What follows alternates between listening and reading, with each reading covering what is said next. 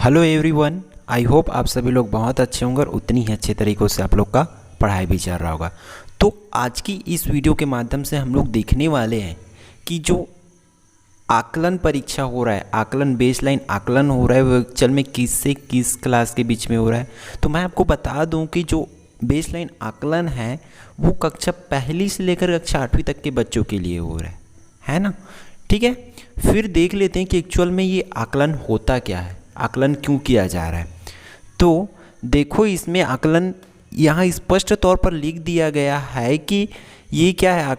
आमतौर पर हम सभी आकलन शब्द से परिचित है। आकलन का आशय परीक्षा नहीं है। आकलन और परीक्षा दोनों अलग अलग होता है।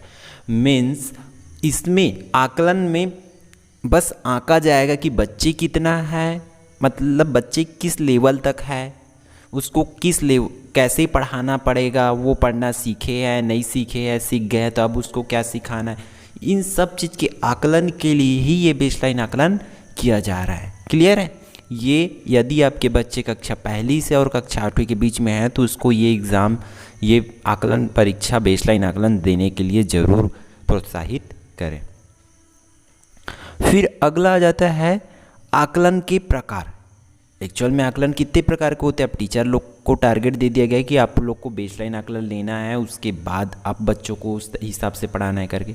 तो आकलन दो प्रकार के होते हैं, एक होता है फॉर्मेटिव आकलन और अगला होता है समेटिव आकलन। ठीक है, आप दोनों को देख सकते हैं कि फॉर्मेटिव आकलन क्या होता है, फॉर्मेटिव आकलन को कैसे किया जाता है। ये देखो, इसको मौखिक रूप से भी किया जा सकता है, प्रोजेक्ट कार्य के रूप में भी किया जा सकता है। तो इस तरीक़े से आकलन को फॉर्मेटिव आकलन और समेटिव आकलन, मतलब ये समेटिव आकलन मतलब जैसे कोई टेस्ट लेकर के, मूल्यांकन लेकर के जो आकलन किया जाता है उसको समेटिव आकलन बोला जाता है। क्लियर। अब देख लेते हैं कि 2021-22 में किए जाने वाले आकलन के मुख्य बिंदु क्या है, कि किस आधार पर कैसे प्रश्न छांटे जा रहे हैं, कैसे आकलन किया जा रहा है, उसको देख लेते हैं। तो ये आकलन 3 लेवल में होगा। पहला आकलन को बेसलाइन आकलन बोला जा रहा है, फिर होगा दिसंबर में मिड लाइन आकलन और मार्च में होगा एंड लाइन आकलन। ठीक है, ये कक्षा पहली से लेकर कक्षा 8वीं तक के बच्चों के लिए हो रहा है, जिसमें विषयवार कक्षावार आकलन किया जा रहा है। साथ ही साथ आप महीनों को भी याद रखें। अगस्त में बेसलाइन हो रहा है, हो गया है सब लोग का, बाकी लोग का हो रहा है।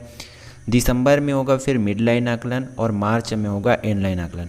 मतलब इस बार ये आकलन ही होगा, किसी मेरे हिसाब से किसी प्रकार का अर्धवार्षिक वार्षिक परीक्षा नहीं लिया जाएगा। क्योंकि देखो, इसका जो पाठ्यक्रम होगा बेसलाइन आकलन में क्या लिया गया, सेतु पाठ्यक्रम पर आधारित प्रश्नों को लिया गया था, और जो कि उसका वैल्यू कितना रहेगा, 30 नंबर का रहेगा। ठीक है, फिर मिड लाइन दिसंबर महीने में होगा और उसको विषय आपकी ही बुक से लिया जाएगा, जो कि 60% रहेगा आपकी बुक का, और उसका वैल्यू रहेगा 40 नंबर का। फिर एंड लाइन आप लोग के लास्ट में जब वार्षिक पेपर होता है उस टाइम पाठ्यक्रम का शेष 40%, जो देखो पाठ्यक्रम को तो लेना ही पड़ेगा ना। आप क्लास 8 में तो क्लास 8 का पाठ्यक्रम का लेंगे, तो उसमें से आप लोग का 30 नंबर का फिर से होगा एग्ज़ाम। तो इस तरीके से टोटल 100 नंबर का पेपर होगा आप लोग का। ये तीनों आकलन को आप बहुत अच्छे से दिलाओ, इसी से ही आप लोग का फ्यूचर डिपेंड करता है। ठीक है, अगला देख लेते हैं कि आकलन की मुख्य बिंदु क्या क्या है। और जैसे कि आप तो पहले देख लिए कि कितना आकलन होगा, तो 3 आकलन होगा। इसमें भी आप देख सकते हैं 3 आकलन और 5 इकाई मूल्यांकन किया जाएगा पूरे आप लोग का सेशन में, पूरे इस सत्र में। ठीक है, 3 आकलन और 5 इकाई मूल्यांकन किया जाएगा। ये आप अच्छे से जान लीजिए, क्योंकि यदि आप कक्षा 8वीं तक के बच्चे हैं तो आपको ये जानना बहुत ज़रूरी है, तभी आप उसके हिसाब से तैयारी करिए। जो इकाई मूल्यांकन होगा वो 10-10 अंकों का होगा, 5 होगा। ठीक है, फिर आप लोग को तो पता है ये 3 लेवल में होगा, बेस लाइन, मिड लाइन और एंड लाइन पे। क्लियर है। इसी तरह और देख लेते हैं।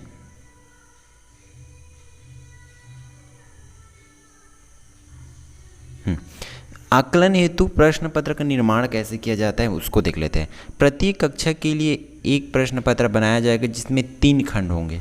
ठीक है, वो तो आप लोग को पता होगा, आप लोग बेसलाइन दिला रहे हो, दिला चुके हो या दिलाने वाले हो। तो खंड अ, जिस कक्षा की परीक्षा उसी के प्रश्न होंगे। ठीक है, जिस कक्षा की परीक्षा उसी के प्रश्न होंगे। मतलब खंड अ में आप यदि 7वीं के हैं तो आपको 7वीं का ही प्रश्न मिलेगा, और 8वीं का है तो आपको 8वीं का ही प्रश्न मिलेगा।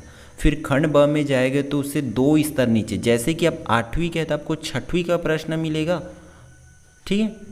और आप 7वीं का है तो आपको 5वीं का प्रश्न मिलेगा। इस तरीके से आपको 2 कक्षा पीछे क्लास का आप लोग को प्रश्न मिलता है खंड ब में। क्लियर है। उसी तरह यदि आप खंड स में जाओगे, खंड स में आप लोग को 4 क्लास पीछे का, जैसे कि आप 8वीं में हो तो आपको 4थी क्लास का प्रश्न दिया जाएगा, और आप 7वीं में हो तो आपको 3री क्लास का प्रश्न दिया जाएगा। इस तरीके से आप लोग को ये प्रश्न छांटा जा रहा है, इसको आप लोग अच्छे से ध्यान रखिए, ठीक है। और उसी लेवल के हिसाब से पढ़ाई कीजिए। यहाँ आप लोग ये भी देख सकते हैं कि कक्षा 8वीं टोटल मतलब इसमें दे चुका है कि आपको किस क्लास का पढ़ना पड़ेगा। जैसे कि आप 8वीं पे हो, उदाहरण वाला नीचे देखो, यदि आप 8वीं तो 6वीं का पढ़ना पड़ेगा और 4थी कक्षा का पढ़ना पड़ेगा। 8वीं का, 6वीं का, 4थी का 3 क्लास का पढ़ना पड़ेगा आप लोग को। और उसी पे देखो पूरा लिखा हुआ, जैसे 8वीं पे हो तो आपका टोटल 15 नंबर का आएगा, और 6वीं से कितने नंबर का आएगा, 8 नंबर का, 4थी से 7 नंबर का। इस तरीके से नंबर भी बांट दिया गया है, तो आप लोग इस सब को ध्यान रखते हुए ही पढ़ाई करिए, ठीक है। और बाकी आप देख सकते हैं इस वाले पेज से कि आपको अगर आप किस क्लास में हैं तो किस क्लास का पढ़ना पड़ेगा। जैसे 8वीं है तो आपको 6वीं, 4थी, 7वीं है तो 5वीं, 3री, आपको 2 क्लास और 4 क्लास पीछे का ही पढ़ना पड़ेगा, इसको मान के चलो आप लोग। क्लियर है। और उसी के हिसाब से ही तैयारी करिए, ठीक। आई होप ये वीडियो आपके लिए यूज़फुल होगा, और आगे बने रहिए और देखते हैं कि आगे की स्लाइड पे क्या मिलता है हम लोग को। आकलन हेतु प्रश्न का निर्माण, ये तो आपको पता है कि किस किस क्लास का ही बनाया जाएगा, ठीक। तो चलो आज की क्लास में बस इतना ही, आज की वीडियो में बस इतना ही। आई होप ये वीडियो आपके लिए यूज़फुल रहा होगा। यदि आप चैनल पर नए हैं तो चैनल को सब्सक्राइब ज़रूर करिए, ताकि आपको इसी तरीक़ा की नोटिफिकेशन और वीडियोस आसानी से मिलती रहे। तो मिलते हैं अगली वीडियो पे।